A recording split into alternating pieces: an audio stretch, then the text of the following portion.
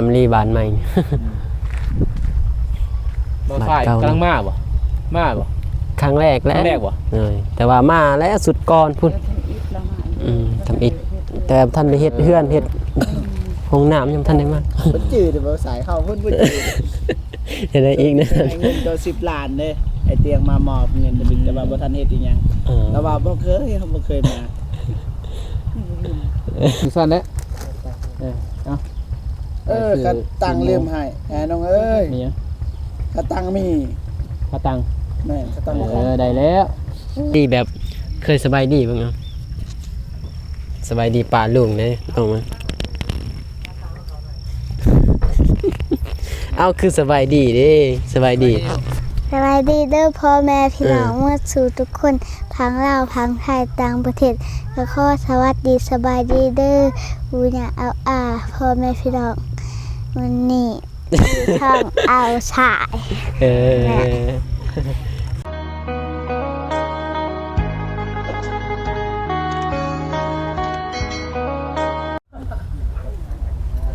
เป็นยังไงเปิดภาพมาก็ในหอบหลายปีอีกบ่สายนี่ ถือว่ามาหาเอื้อยนูพี่น้องเอ้ย FC ก็น่าจะฮู้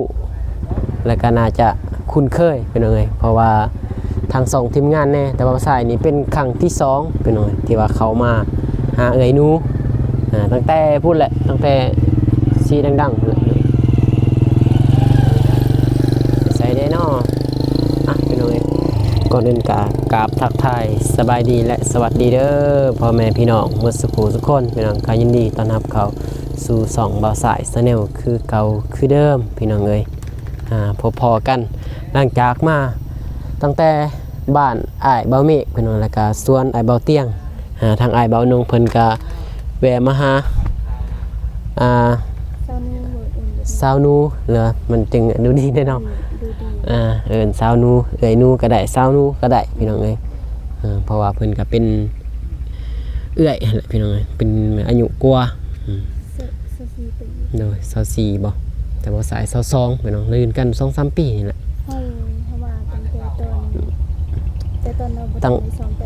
มาตั้งแต่บ่ได้ซ้อมแปลงมามื้อนี้นี่คือว่าแปลกมีหมดครบสุดห้องน้ำแล้วก็บ่อนเจาะน้ำพี่น้องเอ้ยน่าจะพอเห็นในทีมงานเพิ่นอัปเดตนะแต่ว่าเฮาก็บ่ทันเคยได้เข้ามาจักเทื่อเพิ่นอัปเดตก็เฮาก็ยังอัปเดตช่วงพุ่นเนาะช่วงทางบ้านแน่พี่น้องเอ้ยมื้อนี้ก็เป็นถือโอกาสที่ว่าอ้ายเพิ่นได้ขึ้นมาส่วนเบาเตียงบ่สายก็เลยติดรถเพิ่นมานำพี่น้องเอ้ยกับน้องบุษบาแหละผมเป็นมือกล้องเจ้าลำดับก็เป็นมือกล้องก็ซ้ำได้ออกมาหาเงินหาค่ำพี่น้องเอ้ยสวยกันหาเงินหาค่ำทางบ่สายก็เพราะว่า ไปพี่น้องบ่เอาหลายมีแต่สิเข้าไปหาทางสาวนูหรือว่าเอ้ยนูนั่นแหละ ทางทีมงานแน่อัปเดตไปพร้อมกันเลยพี่น้องเอ้ยกับบ่ายบ่าวอนงพี่น้องเอ้ยโดยเพราะว่ามันมาแต่ส่วนเบาเตียงแล้วก็บ้านเบาเมฆก็ค่ำแน่พี่น้องเอ้ยเพราะมันค่ำก็เลยมาอ้ายเพิ่นพามาหาเอ้ยนูทางนี้ก็กาแฟคือกันเนาะมันเป็นเขตกงตูนเนาะแม่นบ่กงตูนเนาะหรือว่าลีเจียงกงตูนโอ้น่าจะคือกันพี่น้องปะเข้าไปหาก่อนพี่น้องเอ้ยมือกล่องใหม่เนาะสบายดีเด้อสบายดีเด้อสบายดีบัดสุขสุขคนไปใส่ไปทำการช่วงนี้ติดแน่เพราะว่าเพิ่นสิไปไทยเด้ยินข่าวอยู่ ก็เลยว่าได้ติดโตไปนำเลยจะหน่อยเงาเนี่ยจะบอกยับมาใกล้พี่มายับมาน้องดูตาว่าอ้าวอ้ายบ่เจ็บอยู่นี่บ่จุดปลายแม่โอ้มาแต่โอ้พออยู่นี่พี่น้องเอ้ยมันมาเยี่ยมมายามมาเยี่ยมมายามเนาะ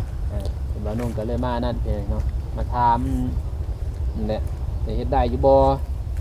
เรื่องเพื่อนนั่นแหละเพิ่นให้มักพามาถามแต่บ่มีไผซอยดอกมีแต่แม่เพิ่นผู้เดียวเสียเพื่อนอยู่บ่ มีซื้อนะทางนาซื้อ พอได้นั่งบ่ ซื้อเสื้อนี่มาอีหยังเพิ่นว่าแต่ว่าตอนนั้นแต่ว่านี่สิโทรหาเพิ่นใหม่เลยเนาะตอนนั้นเพิ่นบอกให้มาเบิ่งตอนน้องเมฆเมื่อแต่ว่าน้องก็เมื่อสวรรค์นั่นแหละลงมาจากสวรรค์เพิ่นบอกให้มาเบิ่งนั่นน่ะเลยว่ามา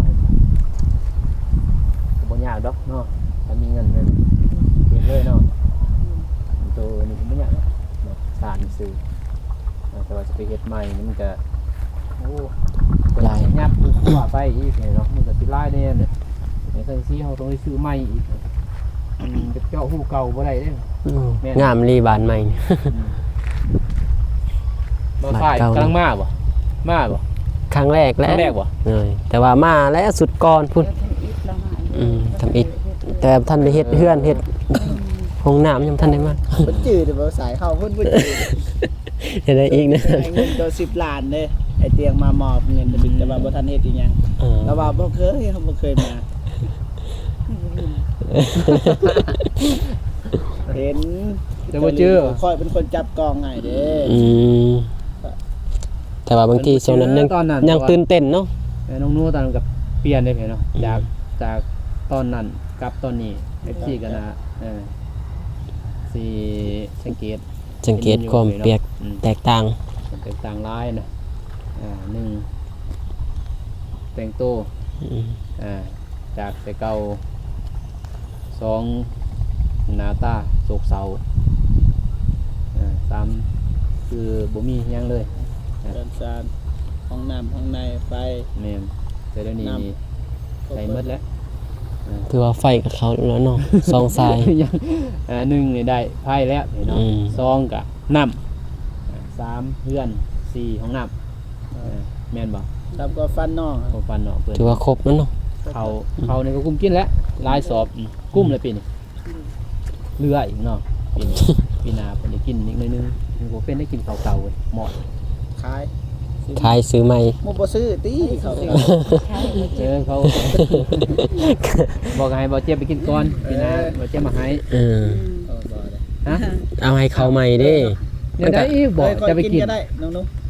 ปีหน้า มื้อ จะ ใด ก็ ไอ้มีก็ไอ้บายมื้อใดไอ้มีบอกก่อน จังมาซุ่มเนาะนู่นเนาะพอมันกินบ่หมดเดี๋ยวมันสิเป็นมอดเนาะแล้วก็บ่แซ่บมันนะจนนั้นก็ฮอดเดือนเป็น2ก็บ่แซ่บ เป็นเขาเก่าเนาะ ลายสอบเงิน10บ่เข้าบ่7สอบบ่โอ้ ให้แม่สด ก็แบ่งแม่น้ำถ้ากินบ่หมดก็แบ่งแม่อยู่บ้านนี่เราก็อึดแม่นบ่ก็บ่มีกินเป็นเนาะนั่นแหละความเปลี่ยนแปลงหานี่คือน้องเพิ่นเปลี่ยนแปลงนี่เนาะจากคนที่โซมหมดนะแม่นบ่ ช่วงนั้นส้ม ตาฉันก็บ่ได้แต่งหยังดอกเนาะมาแบบนั่นแหละเห็นขึ้นในคลิปแรกว่าเตียงแหละนั่งให้แบบนั้นแหละแบบอายุบ่แม่นดูถูกน้องเลยเพียงจากอายุน้องตอนไหนเดี๋ยวนี้ เดือนนี้24เป็นเนาะตอนพวกอายมากก็24เนาะจาก24ปีเป็นเนาะไปเบิ่งในคลิปเก่าก ลัว ประมาณ30นี่แม่นบ่ มันสิขึ้นไป แต่วัน เอ นี้ ง แบบนี้เนาะเปลี่ยนอีกจาก24 เดี๋ยว สิเป็นฮะ สาว 18 พอแล้วบ่ต้องลงลาย เอา18เลย 45คืออีก เอ้าน้องเพิ่นก็บ่ได้ใหญ่แต่ว่ามีลูกซื้อเพิ่นเนาะถ้าว่าเอ้าบ่ได้ซื้อลูกไปแม่นบ่รู้เนาะไปแต่น้องเพิ่นเขาบ่ได้ฮู้เด้ บ่มีผัวเด้ แล้วบ่มีลูกบ่มีผัวน่ะกำลังขึ้นกำลัง กันไปนำไม่รุ่นใหม่ๆก็คือกำลังขึ้นนั่นแห เก่า ละ 20ปีนี่แหละคือบ่เจว่าเนี่ย10เก่า20ประมาณนั้นเนาะพอเดี๋ยวนี้น้องเพิ่นก็ บ่ได้อิหยังบ่ได้อุกหยังแล้วบ่บริเครียดคือตะกี้เนาะมันจะเห็นในหน้าตาสดใส เงียบแจ่มใส กะอนาคตกะถามมีลูกมีผัวกะยังกะเอาคนดีกะยังดีแล้วพี่หน่อยเนาะยังไปใส่มาใส่ก็ยิ้มเป็นแวนน้ำบาดถ้าเอาผัว กับปั่นต่อยกับนาใครมากเลย ตาเขียว เพิ่งสีส้ม แต่ว่าเดี๋ยวนี้ประจานได้อยู่ตามเฟซบัวก่อยเป็นที่บ่ เดี๋ยวนี้ บ่แม่นนะเป็น ที่บอดี้ก็ได้เลย เดี๋ยวนี้ประจานได้แล้วเดี๋ยวนี้เนาะ นี่ โลกโซเชียลเดี๋ยวนี้ ดีเลย เป็นอยู่ถึงไม่แสกกันดิเป็นล่าสุดเมื่อวานเมื่อซืนมาจาก มันพันจนว่าเดี๋ยวนี้เนาะเห็นได้มันก็บางทีคือน้องเพิ่นเดี๋ยวนี้ก็มีแต่ว่าเลี้ยงลูกก็หมดแล้วเลี้ยงลูกเลี้ยงเต่าลูกใหญ่ไป เป็นน้องชายน้องคุณในคลองคนหนึ่งอีกน้องชายหลาครับ มันลายแต่น้องจ้ะน้องผู้ชาย2คน ผู้ชายที่เฮียนม .7 อายเห็นแล้วแต่ว่าคนนี้บ่เห็น ผู้นี้เด้เรียนหมดแล้ว ไหม ที่เขาม ม สี่ 14ปีเด้แต่ว่าสูง โอ้บัดนี้หลายเลยคนอยู่เนาะ ได้4คนเด้ 4คนแหละ ผู้ใหญ่4คนแล้ว จะน้อยที่เศร้าไปเป็นคนนี้มาจุดสี่ ที่สาวไปกับเมื่อ เธอเมื่ออยู่พุ่น งานเรียนมาดิ เออเอ้า สบายดีเด้อ ไปมาน้ำกันบ่ หนาว โดน สบายดีเด้อ หนาว เริ่มชายกับหมู่แล้วเริ่มชายกับหมู่ เป็นจะได้ดำหน้าแล้วล่ะบ่ มาทันพอดียังเหลือให้นึง ถือว่าดีจ้ะ มีบุญเด้อ มีบุญกันนานแล้ว จะดีอยู่เลยจะดำหน้าอยู่ ไทยหน้าหันซองให้แต่ว่ามันดำมันให้เดียว อืม ให้น้อยๆเนาะทำเพื่อน อืมจะดีแล้ว จะดีแล้วมีนาซอยแม่ดีกว่าได้ซอยหยังเนาะมาซาดีกว่าบ่มา กันยังได้ซอยเนาะ ได้เจ็บได้ลืมแม่ ไปสวรรค์กับทิศหนึงได้เพิ่นเนาะอาทิตย์หนึงเลยเนาะ6 วัน ทิศนึงก็ได้ไล่ทิศเดียวนะ อืม วัน 6 วันไปทิศหนึงเองซื้อให้น้องเพิ่นนี่แหละซื้อสินหมูจะซื้อสินหมูมากวะ บอกคือหยัง หรือว่า โต ลายกระหูเด้เนาะ แบบมาแบบมาซื่อๆเด้ เป็นหยัง มาโดย เก็บ ใจ เงินเก็บคำก่อนเรื่องนี้ ก็บ่มีกันเลยแต่ว่าเกินมากอะซื้อมาพาน้องเพิ่น แม่น้ำใจ มา เอา นี่น้อย น้ำใจน้อยเอา โอ้ยมันก็เอามาย่ำๆก็ดีเลย เดี๋ยว มาลิ้นพอมันมวน เอามาลินซื้อ ไปบ่ทันบ่นี้มันเมาก็บ่มีกันเลยเดี๋ยวนี้ถ้าทุกหมดเลยเนาะ มุกน้ำมันเนี่ย ช่วงนี้นี่ ตอนขี่รถจักรเลยขี่รถจักรนี่50เบิดมือเลาะไปใส่อันนี้200,000กันอยากเลาะ ไปขี่รถจักรขี่เบ้านี่ คิวจักร เขามี พ่นย่ำพ่นนี่บ่อยากขี้ได้รถจักร ฝน เนี่ย นี่บ่ขี่แล้วคันนั้นตอนเฮามีแต่ถ้าบ่มีถ้ามาขี่ได้บ่ขี่ได้ ได้แต่ว่ายามแรงนี่ก็ขี่กันไปนะถ้าบ่มีเงินก็ขี่ มันมีเงิน แต่ว่าอัน YouTube มันสิแน่นอนบ่ก็บ่นุ่งบ่ได้บ่ฮู้เลยเนาะแต่ว่า2บ่นุ่งสิไปมื้อใดถ้าไปก็คือฮู้แหละ สั่งไม้ สร้างใหม่ก็ยากแน่เดี๋ยวนี้ เริ่มต้นใหม่นี่ ยากเติบแล้ว ชั่วโมงก็ 8,000ชั่วโมงเนาะมันก็ยากกว่าเก่า ตอน 4,000เนาะ มีแต่ดูแล2เก่ามัน มี 8,000 นาได้เปิด ปีหนาว ก็นี่แหละมันเริ่มอัปเดตได้เด้เดือนหนึงก็ เซ็ตเปิดโอ้ยากเลย ขนาด 4,000 ก็ยังอีหลากอีเรื่อย บ่เป็นอย่างอื่นน่ะเสียดายคลิปปะนะตัวอย่างว่าเฮานี่ซ้ำซาเฮาสิผ่านกดนี่คลิปที่เขาเบิ่งเฮานี่บางทีบัดเฮาเฮ็ดต่อบ่มีคนเบิ่งวันนี้ เสียดายคลิปเฮาสิตั้ง8ชั่วโมง8,000 8,000พุ่นแหละจาก 4,000เลยเนาะเป็น ยาก 4,000 เป็น 8,000 คลิปสด20ล้านโอ้ 8,000 20ล้านวิว แต่ว่าจาก 4,000นี่ยังยากอ่ะนะแจ๊บบอกคือนี่แหละน้องนัวดีอยู่มี2เบาเจ็บนะก็ยังดี ดีเด้คือคนอื่นเฮ็ดคือนี่เบาเจ็บกับเบาหนงสามสาสิบาน4,000ชั่วโมงจักปีอ้าว 2 ปี เบาชายจักปีเจ้าก็ตาม ครึ่งปีแล้วนี่ 3 เดือน 3 เดือน พอเอาส่งเบานุ่งไปเนาะให้เพิ่น มีแต่เก็บเหรียญเลย2อ้ายเพิ่น เอา แม่น มา บ่ ปุ๊บก็ข้อมูลใส่ก็ได้เลย เฮานี่เสียดายตอนในเตียงมาใหม่ๆเลยวิวโอ้6-7หมื่น50,000 40,000ทิ่มเบิด ได้เงินตอนนั้นเด้ เสียดาย เงินอยู่หั่นก็ได้100บ่100ปลาย บัตรผ่านกดเลย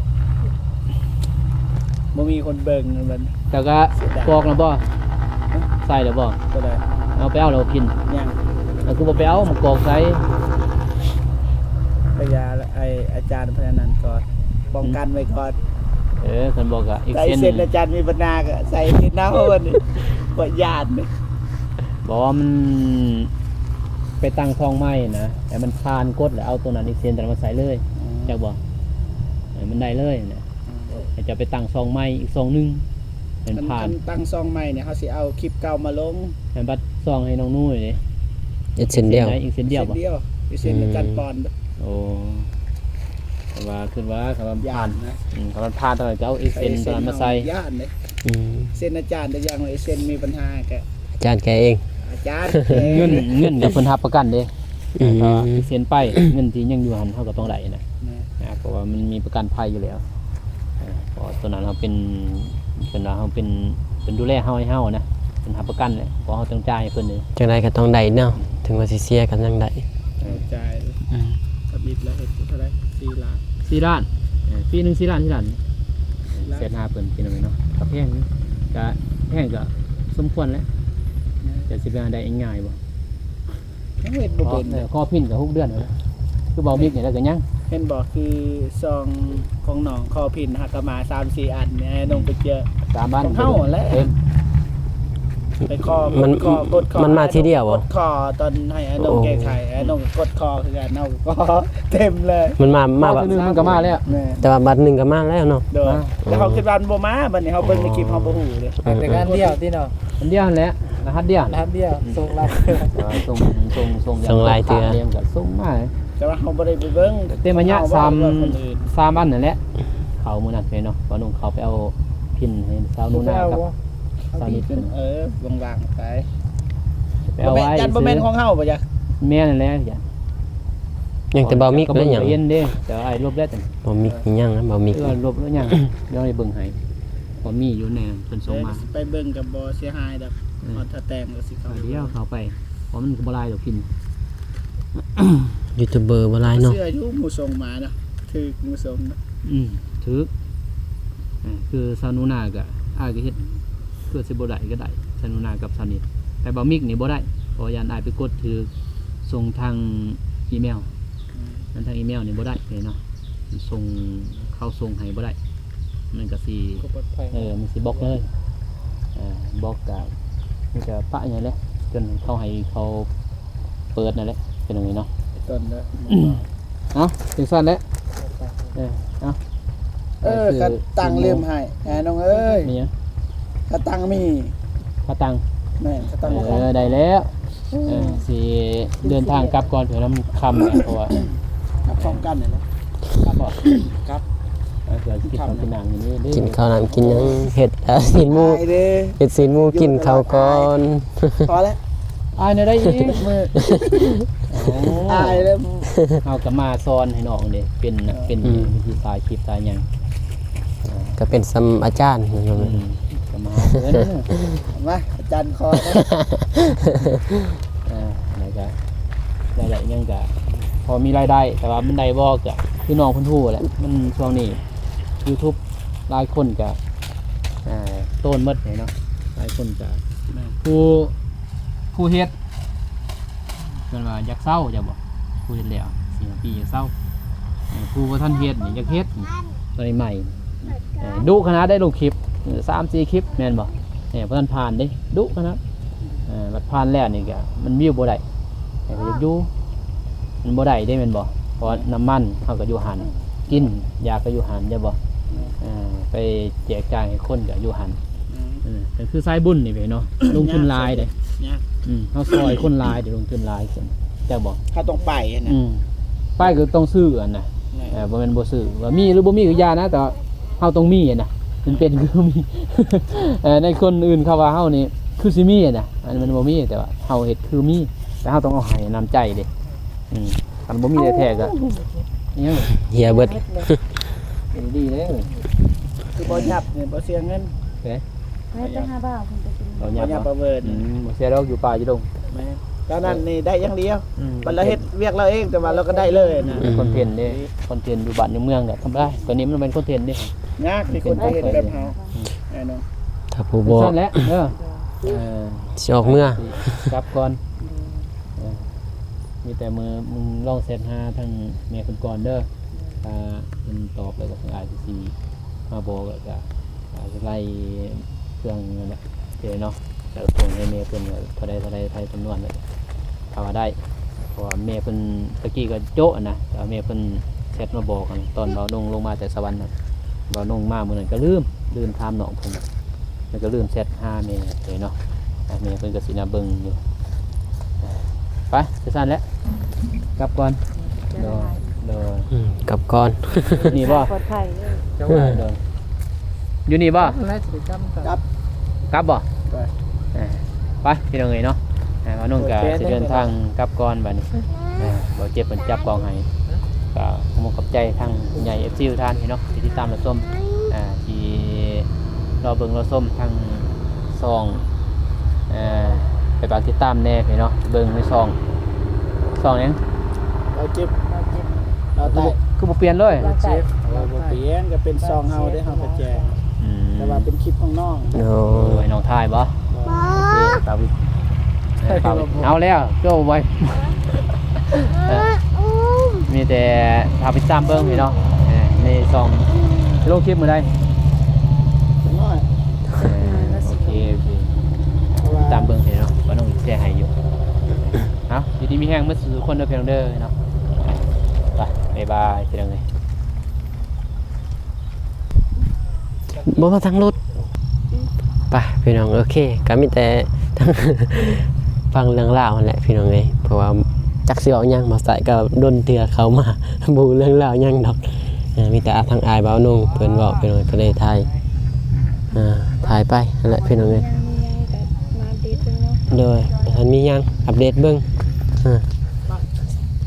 ลานดงตาพี่น้องเอ้ยมื้อนี้นี่มานำกันเด้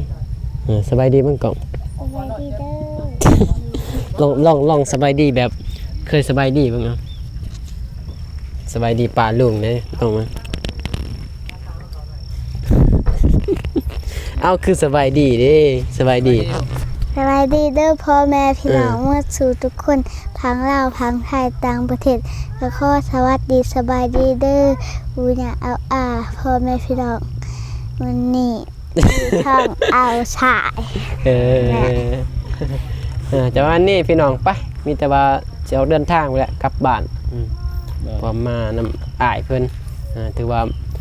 มาเป็นครั้งแรก ที่ว่าได้ออกงานใช่ไหมครับพี่น้องได้ออกเดินงานมาใกล้สุดแหละบ่มีหยังแหละพอบ่ใส่ก็บ่มีคือกันติดไม้ติดมือนั่นแหละพี่น้องเอ้ยก็ค่อยๆเป็นค่อยๆไปพี่น้องเอ้ยพี่น้องว่าสำนี้แหละพี่น้องเอ้ยแต่ว่าอยู่ดีมีแห้งเมื่อสักครู่ทุกคนพี่น้องไปสบายดีเด้อพี่น้อง